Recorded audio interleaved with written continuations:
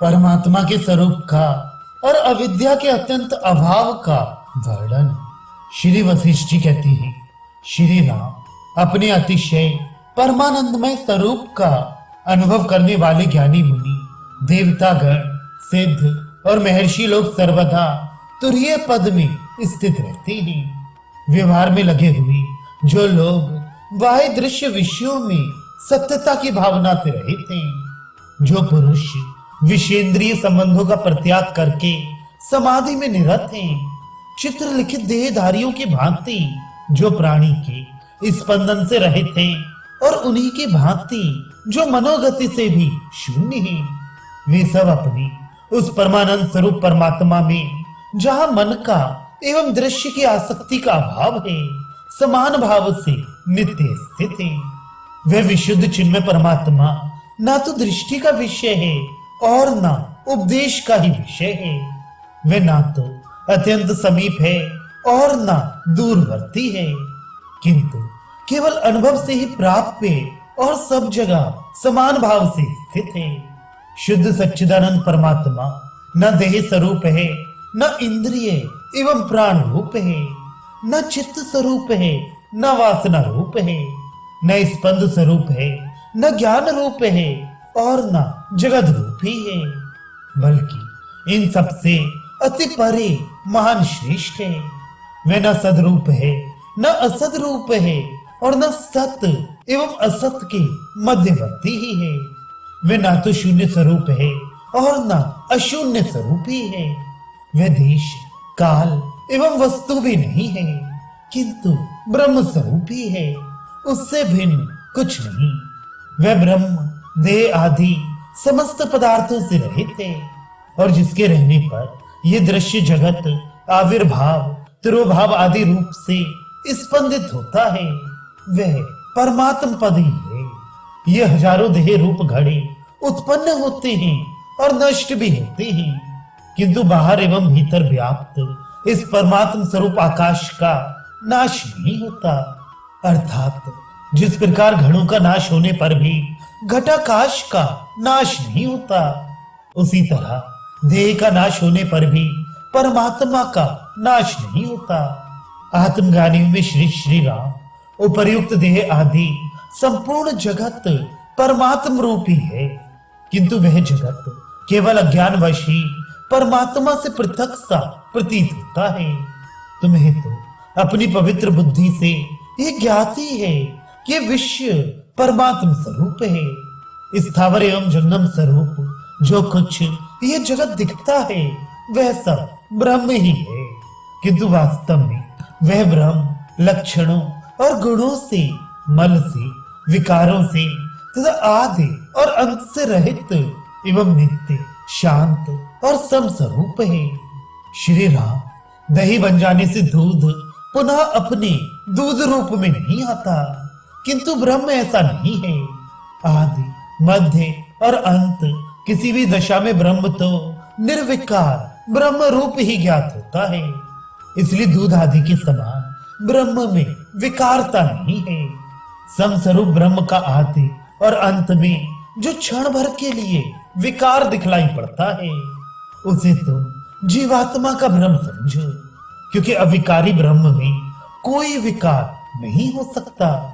उस ब्रह्म में दृश्य दर्शन का अत्यंत अभाव है। वास्तव में वह ब्रह्म संसार के संबंध से रहित सच्चिदानंद घन कहा गया है। आदि और अंत में जिस वस्तु का जो स्वरूप है वही उसका नित्य स्वरूप है। यदि मध्य में उसका अन्य रूप दिखलाई पड़ता है तो वह केवल अज्ञान के कारण ही दिखाई देता है। वास्तव में परमात्मा तो आदि, अंत और मध्य में सर्वत्र सदा एक रूप है, क्योंकि स्वस्वरूप परमात्म तत्व कभी भी विषम भाव को प्राप्त नहीं होता। निराकार, अद्वितीय तथा नित्य स्वरूप होने के कारण यह परब्रह्म परमात्मा कभी भाव विकारों से युक्त नहीं होता। श्री रामचंद्र जी ने पूछा, ब्रह्मन अद्वितीय तथा अत्यंत शुद्ध नित्य ब्रह्म में जीवात्मा के भ्रम रूप अविद्या का आगमन कैसे हुआ?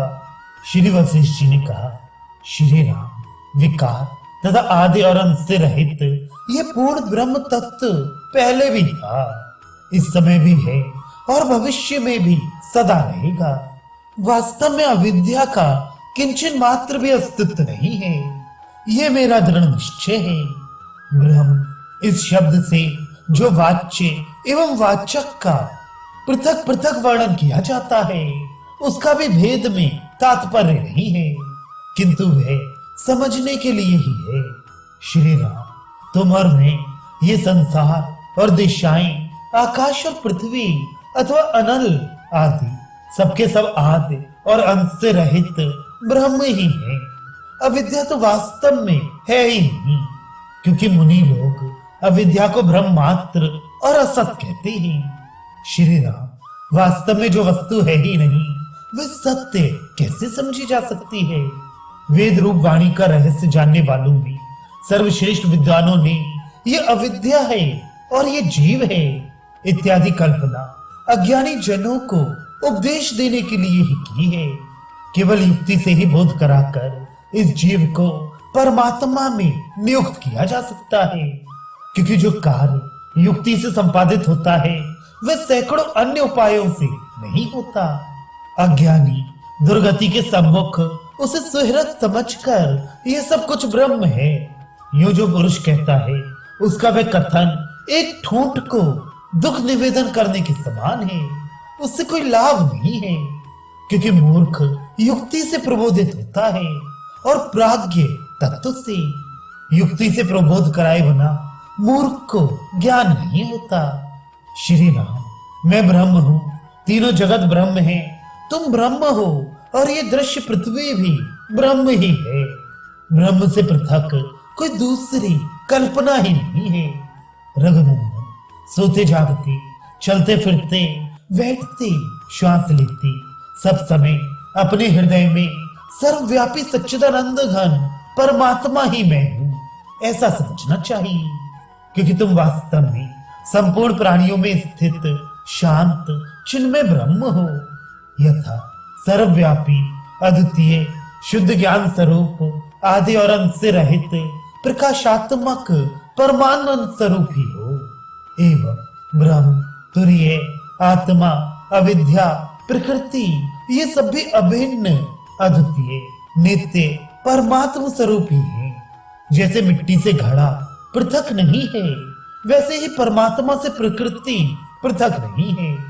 जैसे वायु और उसका स्पंदन एक ही पदार्थ हैं और नाम से दोनों भिन्न होते हुए भी वास्तव में भिन्न नहीं है, वैसे ही परमात्मा और प्रकृति ये दोनों एक हैं और नाम से भिन्न होते हुए भी वास्तव में नहीं है। जैसे अज्ञान से रज्जु में सर्प की प्रतीत होती है, वैसे ही अज्ञान से इन दोनों में भेद जान पड़ता है और वह भेद यथार्थ ज्ञान से ही विनष्ट हो जाता है। तात्पर्य है कि परमात्मा के सिवा उससे भिन्न कोई वस्तु नहीं है।